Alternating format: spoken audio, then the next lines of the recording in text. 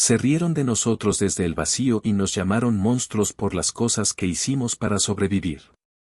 No conocían la geometría de la desesperación humana, ni la particular belleza de la furia cuando se vuelve estrategia. En la fortaleza áurea, suspendida sobre los mares de nitrógeno de Bexar 3, los que nos nombraron bestias no supieron que el monstruo que temían llevaría una bandera quemada. Un plato sellado con juramentos y una melodía destinada a quebrar el silencio de los dioses. Bexar 3 era un planeta de capas, atmósferas que ardían en azules metálicos, corrientes que flotaban como ríos en el cielo y archipiélagos de piedra flotante donde la gravedad había aprendido a vacilar. Sobre uno de esos islotes flotantes, suspendida por anclas magneto-intonadas y tensores de plasma, se alzaba la fortaleza áurea, una colonia humana construida con huesos de naves y la terquedad heredada de la Tierra. Sus muros eran placas de acero azul remendadas con filamentos de cristal boreal, sus antenas recogían las voces del viento como se recogen las plegarias en una iglesia antigua. Fundada 50 años atrás por exiliados y creyentes, la fortaleza había sido primeramente un santuario, una comunidad que mezclaba liturgia y técnica, rezos antiguos con hologramas de navegación. Sus habitantes llevaban símbolos que hablaban de una doble naturaleza, la fe en algo más grande, no siempre definido, pero sostenedor, y la certeza de que, si era necesario, la humanidad usaría su ingenio para convertirse en la herramienta y en el martillo. En las plazas colgaban 3 reliquias que se transmitían de mano en mano, la bandera quemada que una vez cubrió el féretro del primer fundador, la placa de juramento sellada con plasma que cada cadete tocaba antes de subir al puente, y la lanza tallada que había sido forjada de hierro de asteroide, símbolo de un pacto de defensa que más parecía un reto. Políticamente, la fortaleza negociaba su supervivencia con la Liga de Puertos Orbitales, recursos a cambio de rutas seguras y la admisión a mercados interplanetarios. Pero la verdadera ley dentro de los muros era el Consejo de Onera, formado por capitanes de vuelo, sacerdotes técnicos y veteranos de la migración. Ellos enseñaban una doctrina híbrida, procedimiento táctico y ritual, resistencia y liturgia.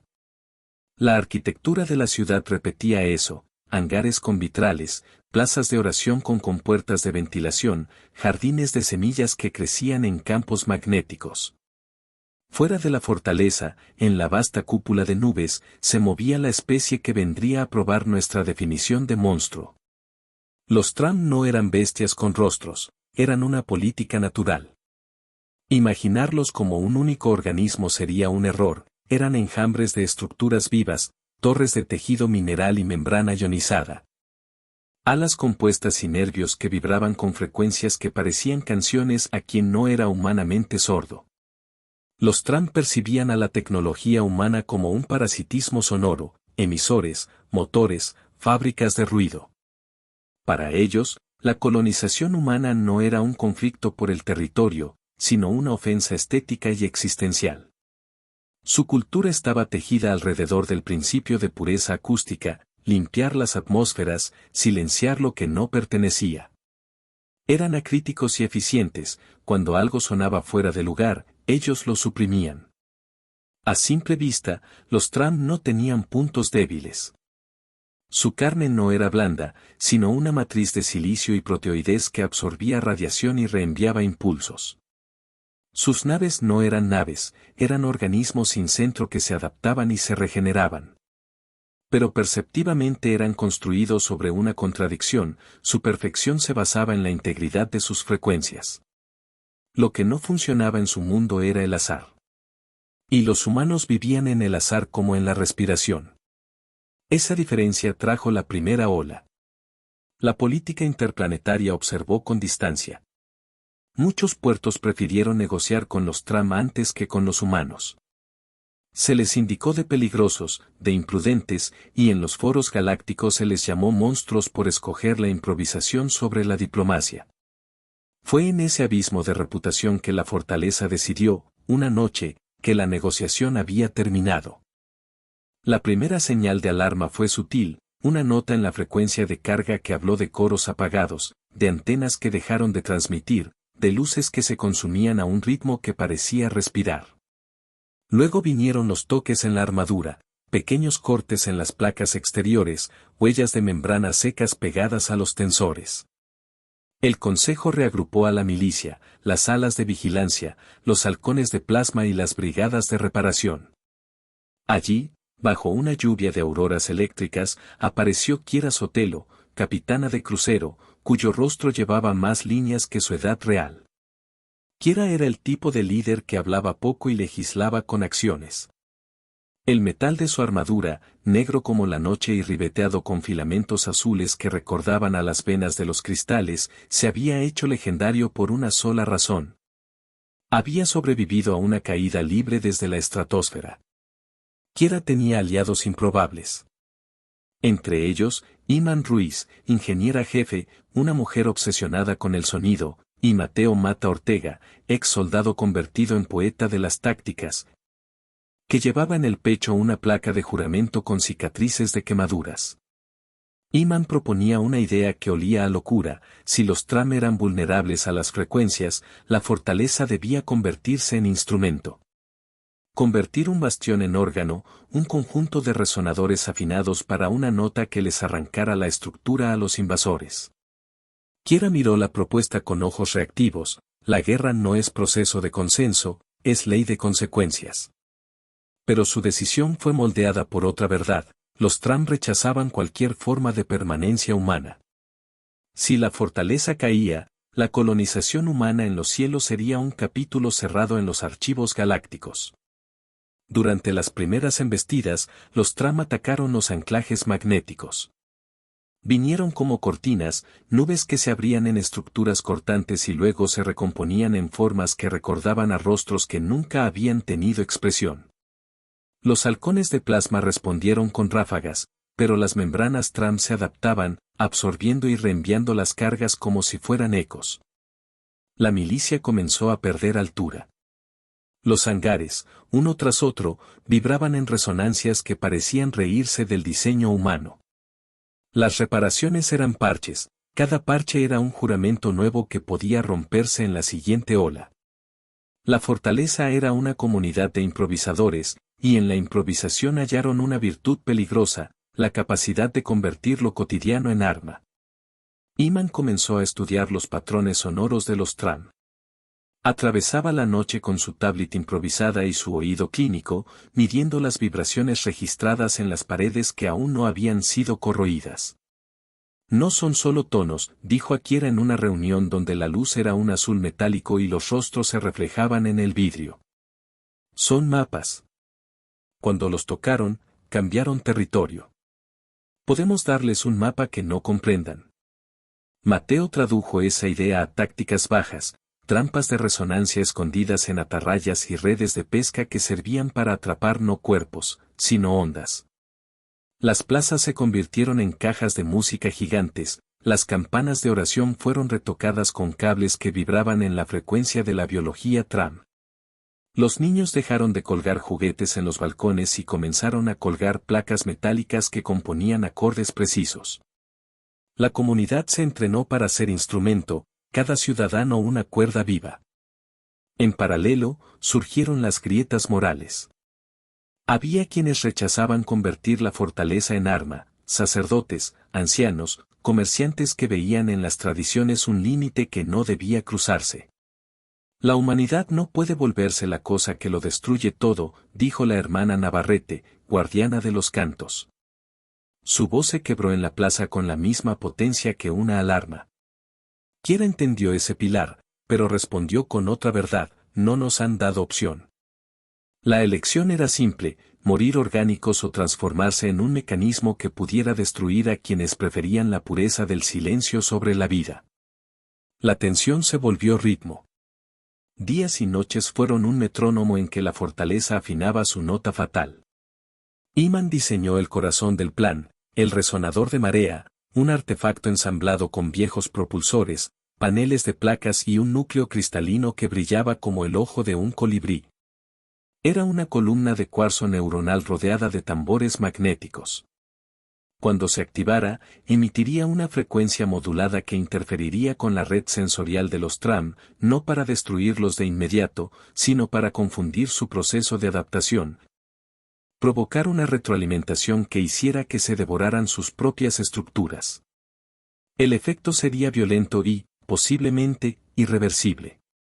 Pero también corría el riesgo de que la resonancia se expandiera y rompiera los tensores que sujetaban la fortaleza. Kiera aceptó el riesgo con la calma de quien se sabe en deuda con los suyos.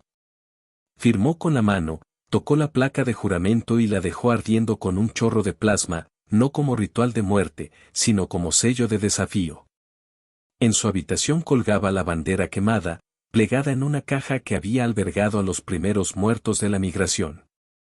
La bandera, con sus quemaduras y cenizas, era el símbolo máximo de aquello que no se negaría, la fortaleza frente al juicio ajeno. Los tram, entretanto, elevaron el tono de su embestida. Aprendieron a poner trampas de silencio, a bloquear frecuencias, a perforar las redes de información humana. Ataques sincronizadas, columnas de membranas que se adherían a los anclajes y descargaban una marea de compresión. Cada éxito tram era un mapa reescrito en la corteza humana, donde no se debía confiar, qué muros reconstruir, y cuanto más se podía exponer la vida para impedir la quietud absoluta de su mundo. La noche de la decisión cayó como una tormenta de metal. Las nubes se partieron en franjas de luz eléctrica, la fortaleza se recogió como un animal ante el mordisco. Los rádares mostraban una convergencia maciza. Los tram habían aprendido la geografía humana, atacaron simultáneamente los tensores, los compartimentos de mantenimiento y la red de resonadores menores. La ciudad osciló. El aire olía a ozono, a metal sobrecalentado y a un dolor que tendría memoria. Kiera se reunió en el puente con Iman y Mateo. Su aliento era un vapor tenue que bordó la palabra final. Activamos el resonador, dijo ella. Pero no basta con encenderlo.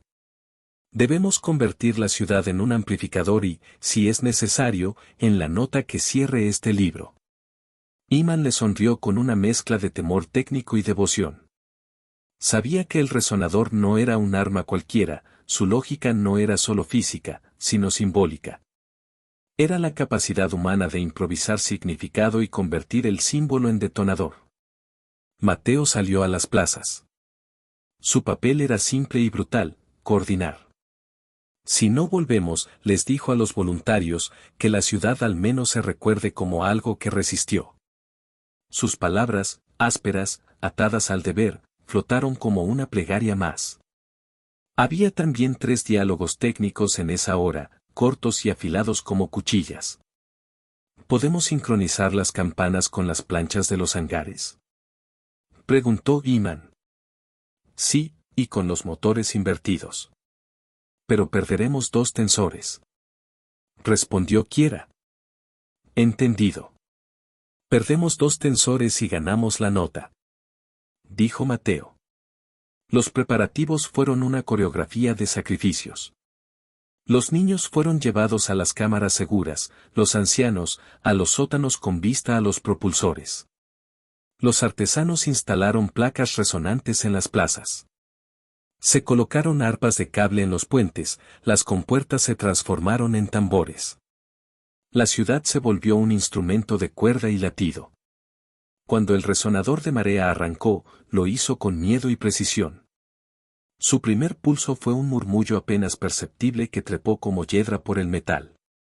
Las ondas recorrieron los filamentos, las placas y las cuerdas humanas. Los tram reaccionaron. Al principio con curiosidad, una evaluación totalmente científica. Luego, cuando la frecuencia encontró una clave en su propia sintaxis biológica, comenzaron a retorcerse como si una canción les clavara espinas. Las estructuras tram comenzaron a emitirse entre sí, en un ruido que era alarma y lamento.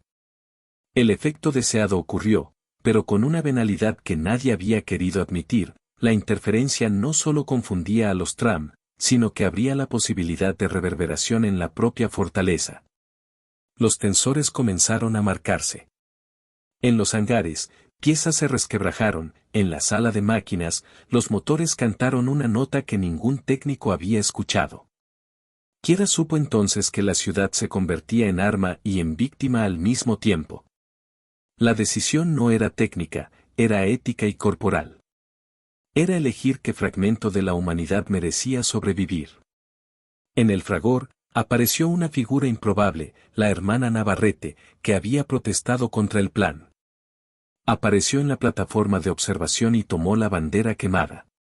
La envolvió en su brazo, y su presencia fue un latido que truncó la pompa técnica del resonador. Caminó por la ciudad mientras el pulso subía en intensidad. No vino a detenerlo, vino a bendecirlo con algo que no era palabra sino presencia. Los tram la detectaron como una singularidad, una postura humana no prevista por sus algoritmos. La resonancia escaló.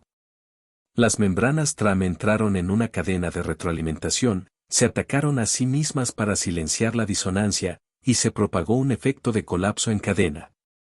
Torres se plegaron, alas se disolvieron como figuras hechas de agua bajo la llama. El cielo se llenó de fragmentos reconfigurados que cayeron en lluvia sobre las nubes. Los tram, por miles, se apagaron como un coro al que se le retira la respiración. Pero la fortaleza también pagó. 2 tensores se quebraron, un hangar colapsó. Un barrio entero quedó sin su soporte magnético y cayó en una caída controlada hacia una capa inferior de nubes, una caída que, aunque mitigada, se cobró vidas. Las plazas resonaron con una nota que partía el metal en planos de cristal. El puente vibró con tal intensidad que algunos caminantes fueron arrojados a la red de seguridad. Mateo se quedó al frente de una compuerta, sosteniéndola con su cuerpo mientras las garras de la física trataban de desbocarla. En sus manos, la placa de juramento humeaba, un trozo de metal que había sido su familia. En los últimos minutos, cuando la fortaleza ya no podía sostenerse únicamente con tensores mecánicos, Quiera tomó la decisión que escribiría la historia, ordenó la apertura deliberada de las cámaras de contragravedad. Era la única forma de dispersar la energía contenida y evitar una implosión que habría borrado la ciudad de la estratosfera. Abrir las cámaras significaba exponer a la ciudad a un descenso controlado, a perder altitud y posibilidad de reingreso.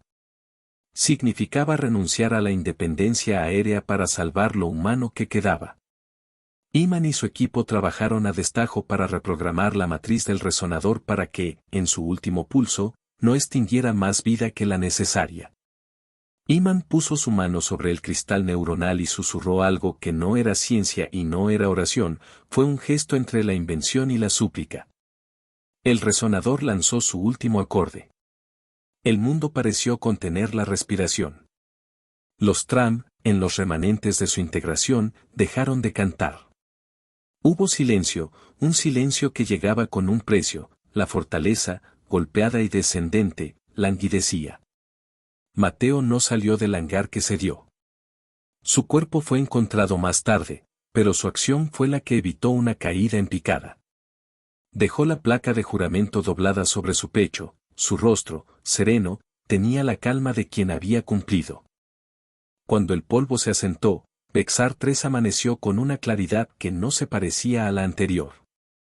Las nubes, purificadas por la violencia sonora, brillaban con un azul más frío.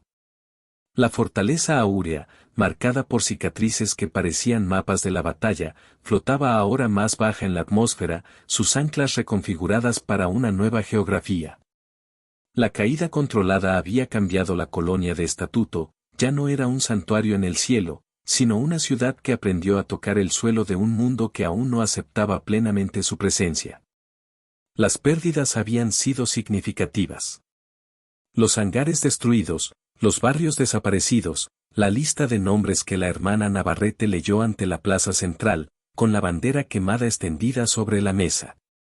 Pero también estaba la vida que persistía, artesanos que reconstruyeron techos con fragmentos de tram que se habían vuelto inertes y brillaban como meteoritos. Músicos que tomaron los cables de resonancia y los volvieron cuerdas de instrumentos, niños que jugaban con placas convertidas ahora en apilamientos seguros. Políticamente, ocurrió algo que nadie había predicho.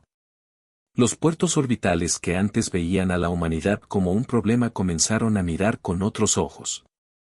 La demostración humana fue, para algunos, una advertencia, para otros, una evidencia de que aquellos a quienes llamaban monstruos en verdad eran algo más, una especie capaz de convertir su ciudad en un instrumento y, en ese acto, reescribir las reglas de la diplomacia. Las conversaciones en las salas de la Liga se volvieron más cuidadosas. Los Tram, por su parte, se retiraron a las capas más bajas, su cultura marcada por una herida que quizás, en su lenguaje, significaba traición acústica. Había quien decía que la guerra había dejado a los Tram incapaces de cantar con la precisión de antes. La fortaleza reconstruyó con la paciencia de quien cosecha una nueva identidad. Las tres reliquias que habían sido al centro del nacimiento ideológico de la colonia tomaron nuevos significados. La bandera quemada fue cosida con un hilo metálico tomado de membrana Tram inerte. Ya no era solo símbolo de pérdida, sino emblema de lo que la humanidad estaba dispuesta a sacrificar para no desaparecer. La placa de juramento fue fundida con fragmentos del resonador y colocada en un templo en la plaza principal. La mezcla era física y simbólica, juramento humano ligado a la tecnología que los había salvado y herido. La lanza tallada se dejó en la entrada de la Academia de Táctica, se enseñó que la defensa debía tener la sensibilidad de quien cuida la vida y la astucia de quien quiere que esa vida perdure. Quiera caminó por los pasillos con la calma honda de los sobrevivientes. Su armadura estaba mellada, su rostro, marcado por la memoria de lo visto. Pero cuando se sentó en la plataforma de observación, y contempló las nubes que aún flotaban como telas de plata, sintió una cosa extraña, orgullo mezclado con una culpa que no pediría perdón por existir. Iman siguió construyendo, y su aparato de resonancia, ahora calibrado para fines de comunicación además de defensa, se utilizó para enseñar a los jóvenes la ciencia del sonido. Mateo fue recordado no solo por su muerte, sino por el acto de sostener una compuerta para que otros vivieran. Su placa de juramento, ahora registrada en la biblioteca de la fortaleza, era un recordatorio de que la defensa humana a veces pide la mayor osadía. Las relaciones con otros mundos cambiaron, algunos todavía preferían la diplomacia que no involucrara la posibilidad de un monstruo humano. No todos aceptaron a la fortaleza como interlocutor válido. Pero lo que ya no se podía negar era que la humanidad había definido un límite nuevo, que no retrocedería ante la exigencia de un cosmos que demandara silencio por sobre la vida. El nombre que la galaxia les había dado, monstruo, dejó de ser insulto para algunos, pasó a ser reconocimiento de una voluntad cruda y estética. La capacidad de convertirse en aquello que el otro teme para garantizar la propia existencia. Con el paso de los meses, la fortaleza se convirtió en escuela. Enseñaban tanto liturgia como ingeniería, tácticas como poesía. La nueva generación aprendió que cada objeto cotidiano podía tener doble vida, la cuerda de una hamaca podía ser cable de sismógrafo, la placa de cocina, un escudo acústico. La comunidad aprendió a no glorificar la destrucción, glorificaron, en cambio, la agudeza de la improvisación. Las historias de la batalla se contaban con una mezcla de dolor y humor, se reían de sus errores y celebraban las invenciones que salvaron vidas. Había un fenómeno curioso, músicos de mundos vecinos viajaban a la fortaleza para aprender las escalas que habían silenciado a los Tram, científicos venían a estudiar las membranas Tram inertes. La ciudad, otrora acusada de monstruosidad, se convirtió en un cruce improbable entre clínica, escuela y templo. En la última escena de la plaza central, la hermana Navarrete colocó la bandera quemada en un mástil nuevo. La bandera ondeó con un borde remendado por fibra Tram, y debajo de ella se colocó la placa de juramento fundida. La gente se juntó y no hubo festividad en el sentido clásico, hubo reconocimiento, y un silencio que no era de miedo sino de memoria. Kiera, Iman y los distintos actores de la defensa se pararon frente a la plaza. Hicieron un juramento no de revancha, sino de vigilancia, mantener la vida, defenderla si hacía falta, y recordar siempre que la ciencia y la fe pueden ser, simultáneamente, instrumentos de creación y de destrucción. La galaxia siguió opinando. Algunos seguirían llamando monstruos a los humanos de la fortaleza. Otros, quizás, entenderían que ser monstruo era, en ocasiones, la última defensa contra una absolutización de la pureza. La lección quedó en los cantos nuevos que se tejieron, una melodía que hablaba de coraje humano, de improvisación como religión y de la posibilidad dolorosa de amar la vida tanto como para convertirla en artefacto. El cielo rugió, pero la humanidad nunca se inclinó. Nos llamaron monstruos por la manera en que sobrevivimos, nosotros seguiremos llamando supervivencia a nuestra victoria.